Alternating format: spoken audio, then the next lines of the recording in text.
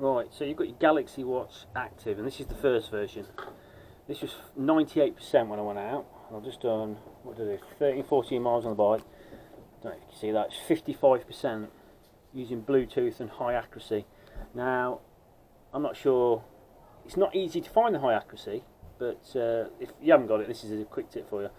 You've got your Samsung Health, click on your Samsung Health, scroll down to the running icon, click it, then click Workouts, and then you've got obviously your different options. If you click on the side, it's got target, location, and it's got high location accuracy. Just enable it, and it's so much better than the standard accuracy because it's crap or rubbish, pardon my language, if you haven't got this on. But the battery lasts.